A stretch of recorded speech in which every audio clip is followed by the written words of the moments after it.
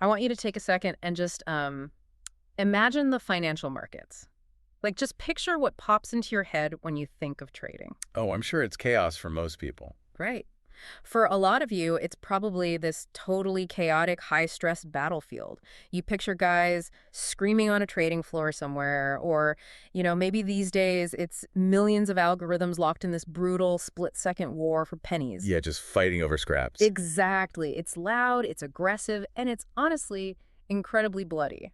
And, that image is super potent. Yeah. It's largely why so many people just stay entirely out of the market. Yeah, it's intimidating. Totally. Or, worse, it dictates how they behave once they actually put their own money on the line. They walk into the Yeah. market thinking they need to, grab a sword, start swinging, and just outsmart the person across from them in real time. Which is a terrible idea.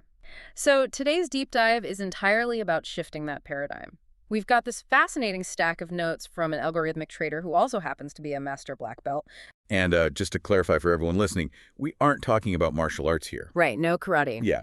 We are talking about a Six Sigma optimization expert. Mm-hmm. This is someone whose entire professional life is dedicated to statistically controlling and, well, perfecting really complex manufacturing or corporate processes. And this author is taking the famous corporate concept of the blue ocean strategy, which was originally created by Kim and Malborn, and they're applying it directly to algorithmic trading, or algo trading. Which is such a profound shift in identity.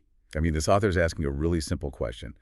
What if you just stopped fighting in that bloody battlefield altogether? What if you just walked away? Exactly. What if you stopped viewing the market as a war zone to be conquered and started viewing it as a complex, chaotic environment that can be, statistically managed, filtered, and optimized? I love that. So our mission for this deep dive is to explore how you can transition from chasing what the author calls over-optimized noise to finding a true mathematically sound statistical edge. Which is where the real money is. Right.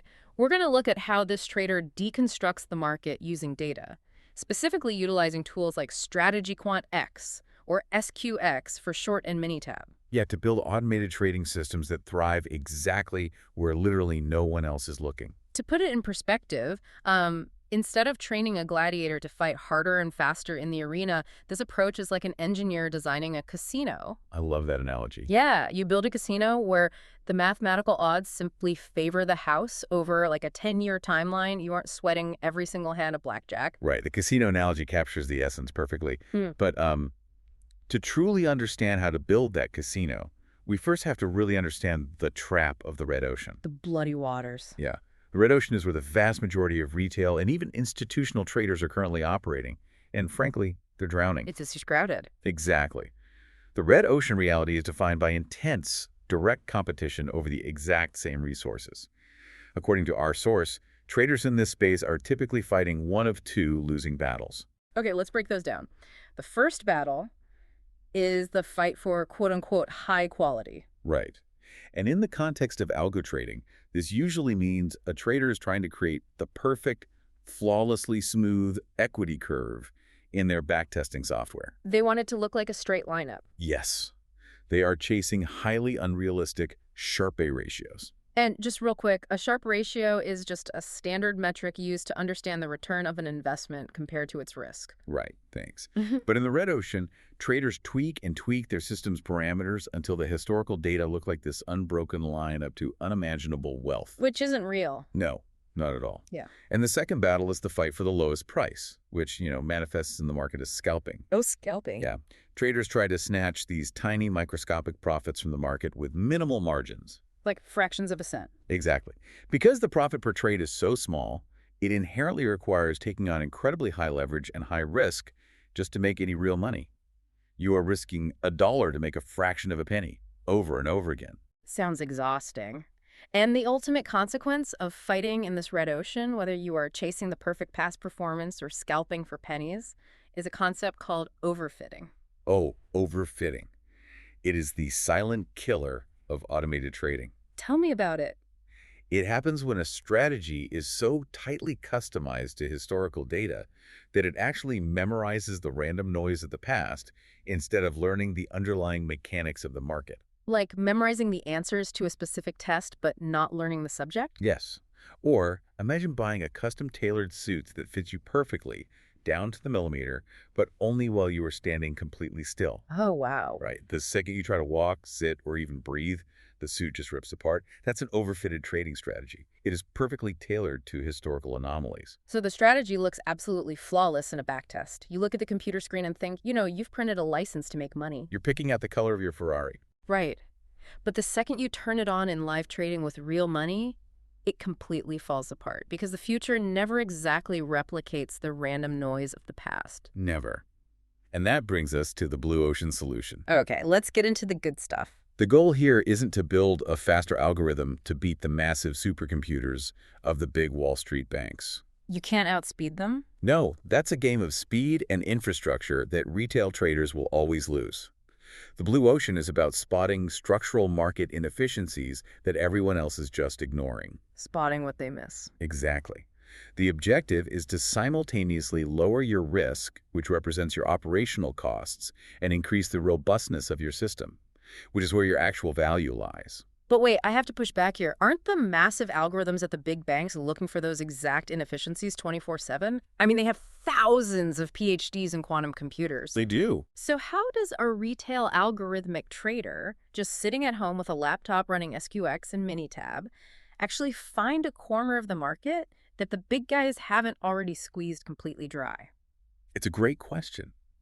And the answer is by consciously choosing to operate where the big players structurally cannot. Structurally cannot. What do you mean? Well, the massive institutional players have a very specific problem: liquidity. They have billions of dollars to deploy. Right, they're huge. So if they tried to trade in smaller, less liquid markets, the sheer size of their own orders will move the price against them before their trades can fully execute.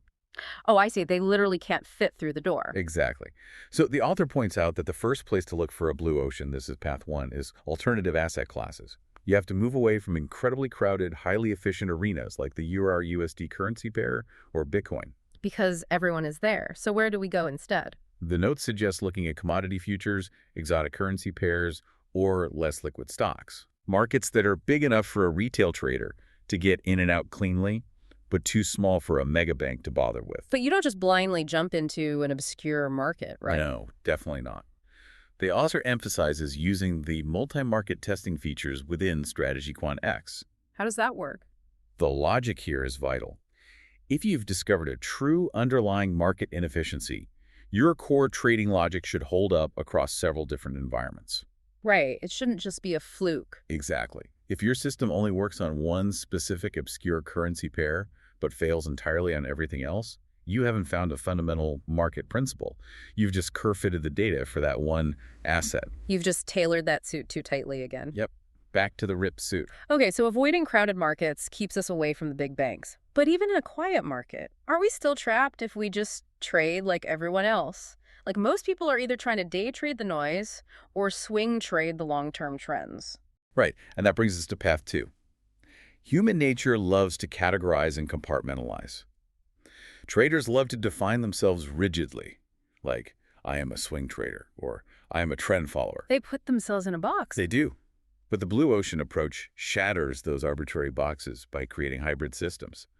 Because strategies are usually boxed into strict time frames or styles, but, market inefficiencies don't care about human labels. The example from the notes is brilliant for this. Oh, the hybrid example. Yeah. You combine the overarching stability of a swing trade, which means you are looking to hold a position for days or weeks based on a large macro trend, but you execute the actual entry based on an intraday momentum impulse. It's so smart. By layering a large time frames direction with a small time frames entry trigger, you find a pocket of opportunity that the pure swing traders are missing because their entries are too sloppy. And the pure day traders are missing it because they are entirely ignoring the larger trend. Exactly. It's the best of both worlds. So what is actually causing these unique setups? I mean, we stop looking at the abstract lines on a price chart and we start looking at, well, who is actually operating in the market? Path three, the chain of market participants. Right.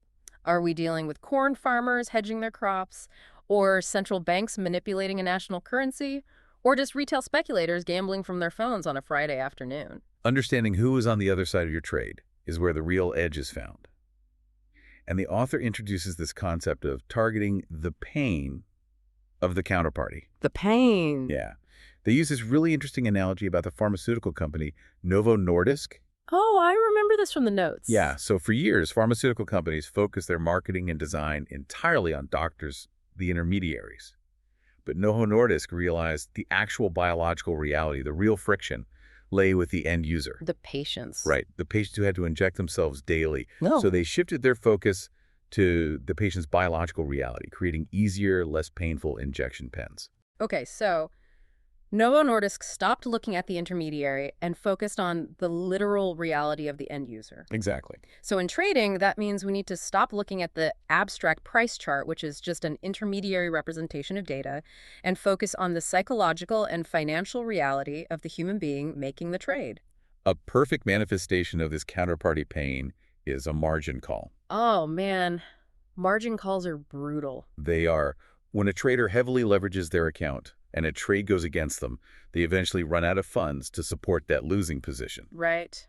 And at that exact moment, their broker steps in and forcefully closes the position to prevent the account from going into a negative balance. Yeah. It's a forced liquidation. It's pure panic. It's not a calculated strategic move. It's a structural emergency exit.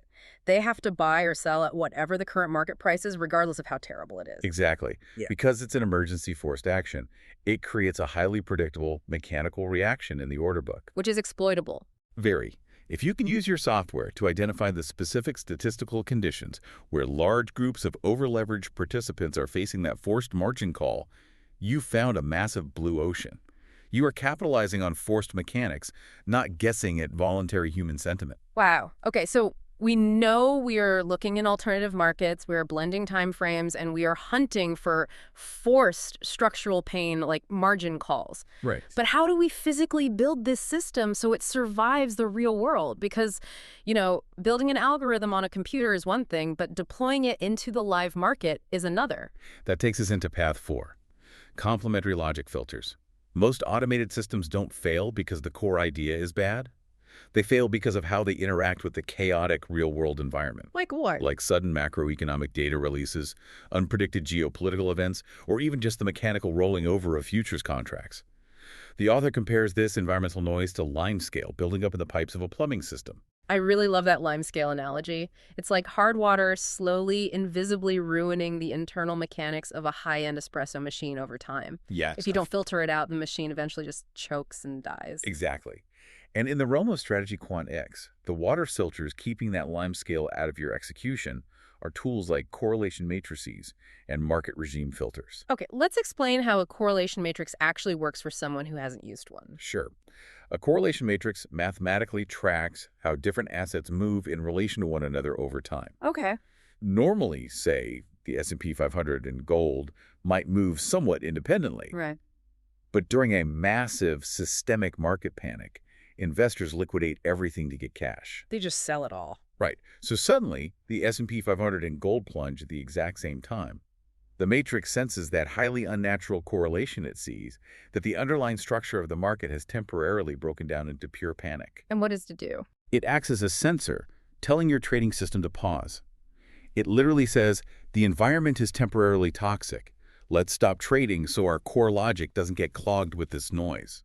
Wait, but if we are the ones programming the correlation matrix, setting the thresholds for when to pause trading, aren't we just hard-coding our own human biases deep into the algorithm? Like, we are deciding what counts as noise. That is a brilliant point, and it's the core vulnerability of algorithmic trading. The initial parameters are absolutely set by a human. Right. But the goal isn't necessarily to pretend human bias doesn't exist. It's to build a functional architecture of statistical processes that mathematically audits and reads out those biases. That's path 5, functionality versus emotion. Okay, how do we weed them out? Well, while ordinary traders battle their own internal fear and greed while staring at a chart, the blue ocean trader acts as a statistician observing the system's output.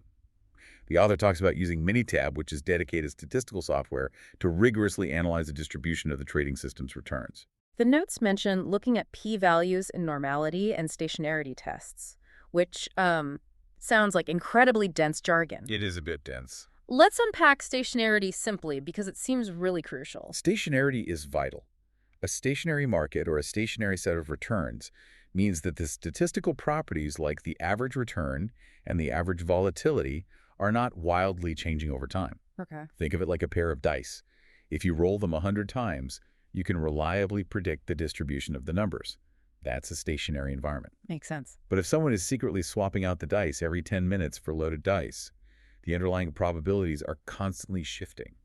That's non-stationary. Ah, so if Minitab looks at our trading algorithm's profit curve and says it fails the stationarity test, it means our system isn't reliably predicting the market mechanics. Right. It just got lucky on a random chaotic spike, or it's playing a game where the rules are constantly changing. Exactly. The math acts as an objective lie detector for your biases. If the returns aren't stationary, there's unmanaged variance, what the author calls emotional noise left in your system. You haven't found a true edge. Wow. Furthermore, you have to ensure the system reacts to macro trends in time, which is path 6. The market's character changes.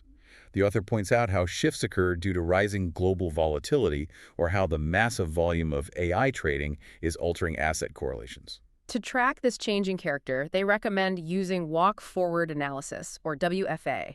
How does WFA actually test an algorithm's ability to adapt? Walk-forward analysis uses rolling windows of historical data. Instead of testing the algorithm on 10 years of data all at once, you train the algorithm on, say, years 1 through 3, and then test it on unseen data from year 4. Okay, so it has to predict year 4. Right. Then you roll the window forward. You train it on years 2 through 4 and test it on year 5. You keep stepping forward through time. That is so cool. That forces the algorithm to constantly prove it can adapt to the immediate shifting market regime rather than just blindly memorizing the distant past. Precisely. So we've built the logic, we've filtered the environmental lime scale, and we've verified the statistics with Minitab and walk-forward analysis. We're done, right? Time to trade. Not yet. Before a single dollar of real money is risked, the master black belt applies one final brutal stress test. The validation phase. Yes. This is the ultimate crucible. And they use a classic Six Sigma framework called the ERRC grid. That stands for Eliminate, Reduce, Raise, and Create. Let's walk through the mechanics of this. First, E, eliminate or delete. This step demands that you look at your automated strategy and ruthlessly cut out any indicator or variable that does not demonstrably add predictive value. In process optimization terms, this is eliminating waste. But why is a seemingly harmless indicator dangerous? Like, let's say I add a 200-day moving average to my algorithm just to be safe. Even if it doesn't help much, why does it ruin the system? Because every single indicator you add to an algorithm introduces what statisticians call degrees of freedom. Degrees of freedom. Yeah. It gives the computer another parameter, another mathematical lever it can pull to perfectly memorize the historical data. Oh, overfitting again. Exactly. If that moving average doesn't mathematically improve the predictive outcome, it is only serving as a tool for the algorithm to overfit the past. By eliminating it, you force the algorithm to rely on the core, robust mechanics. Which flows perfectly into R-reduce.